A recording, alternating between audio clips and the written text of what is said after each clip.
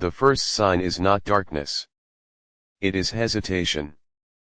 Elevators pause between floors, traffic signals freeze mid-cycle, the low electrical hum that saturates every modern structure collapses into an unnatural silence. For a fraction of a second, nothing moves, and in that moment the entire city reveals its dependence on a system that no one can see and very few understand. Then the cascade begins. Vehicles surge into intersections without guidance, communication towers switch to backup power with limited duration, and millions of individual decisions uncoordinated, uninformed, reactive start compounding into systemic instability. The danger is not the outage itself. The danger is the invisible chain reaction triggered inside a dense urban environment when energy distribution stops behaving predictably. Electric grids are not simple on-off systems. They are dynamic networks that must maintain a constant balance between generation and load, synchronized at precise frequencies, typically 50 or 60 Hz depending on the region. The moment that balance is disrupted beyond tolerance, protective mechanisms activate automatically. These are not failures, they are designed responses.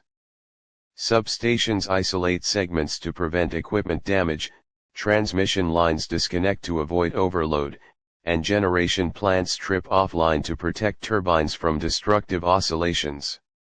What appears to the public as a sudden blackout is, in reality, a controlled fragmentation of the grid into disconnected islands. The misunderstanding begins here. Most people assume restoration is as simple as turning the system back on. In reality, restarting a grid is one of the most complex engineering challenges in modern infrastructure, requiring a process known as black start, where select power plants capable of operating without external electricity gradually re-energize sections of the network in carefully sequenced steps. The hidden science lies in synchronization. Every segment of the grid must match frequency, voltage, and phase angle before reconnection. If two sections are even slightly out of alignment, the resulting surge can destroy transformers, destabilize generators, and trigger another collapse. Evidence of this complexity is found in historical outages, where restoration took hours or even days not because of physical damage, but because of the precision required to rebuild stability. Survival implications emerge immediately.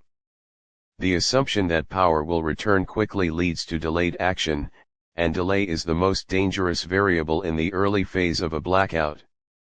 Individuals remain in place, waiting, consuming remaining resources without adjusting behavior, while critical systems, water distribution, fuel supply chains, communication networks begin their own countdown toward failure. Urban water systems depend on electrically powered pumps to maintain pressure across vertical and horizontal distances. High-rise buildings are particularly vulnerable, as gravity-fed reserves are limited and replenishment requires continuous energy input.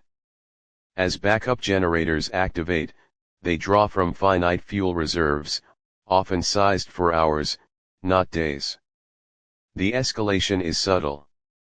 Water pressure drops gradually, not instantly, creating the illusion of continuity while reserves are silently depleting.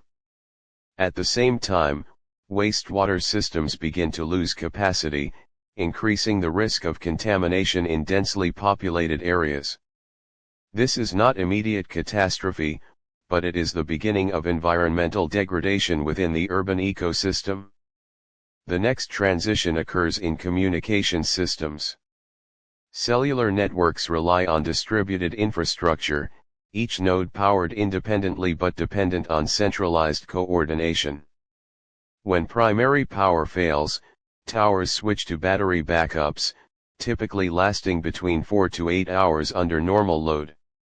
However, during a blackout, load increases dramatically as users attempt to access information simultaneously. This accelerates battery depletion, reducing operational time significantly. The misunderstanding here is that signal bars indicate stability. In reality, Connectivity during a blackout is a rapidly shrinking resource, governed by power availability, network congestion, and prioritization protocols. Hidden within network design is a hierarchy that favors emergency services and critical communications, often throttling or dropping civilian access as capacity diminishes. Evidence from previous outages shows a predictable pattern: initial surge in communication activity, followed by intermittent connectivity, and finally near total silence as infrastructure powers down. Survival implications become more severe.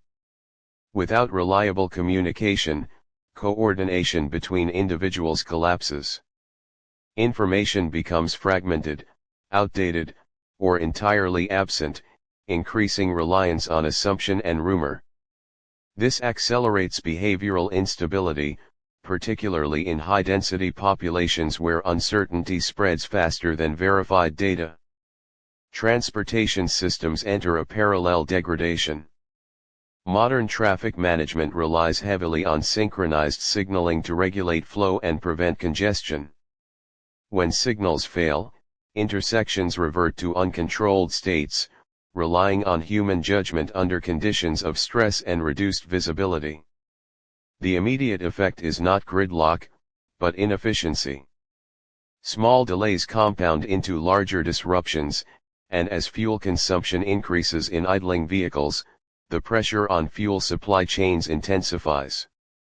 Fuel stations themselves depend on electricity for pump operation, meaning that even if fuel is available underground, it becomes inaccessible without power.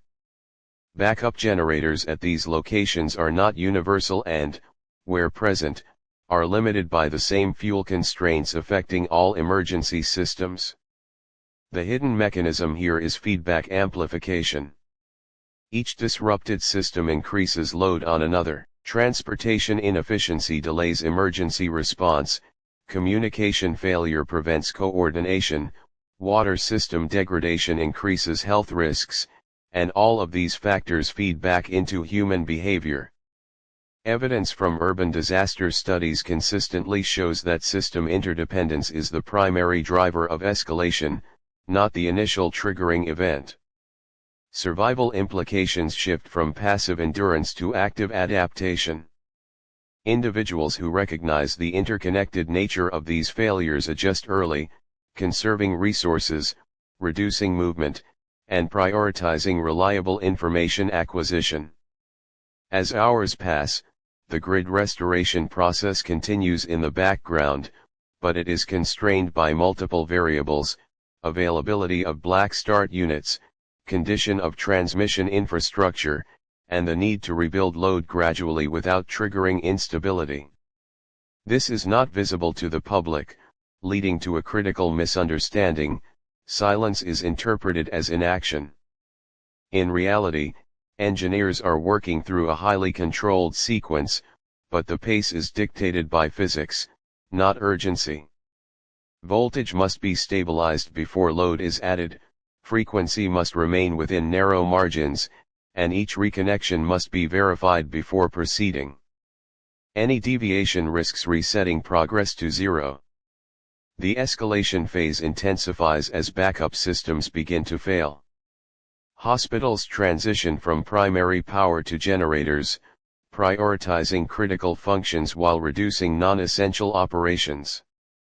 Data centers, the backbone of digital infrastructure, rely on uninterruptible power supplies followed by diesel generators, but these too are limited by fuel logistics.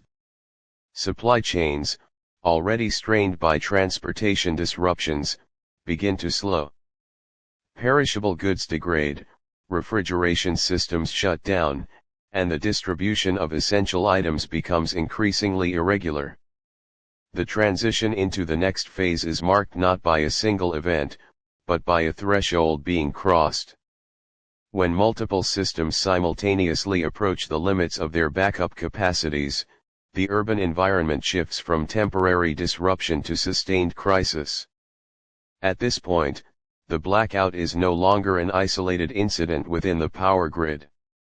It becomes a multi-system failure affecting every layer of urban life, from infrastructure to behavior. The danger is no longer hidden in the mechanics of electricity, but in the compounding effects of delay, misunderstanding, and the slow erosion of stability across interconnected systems. Don't forget to do like and subscribe and follow for more.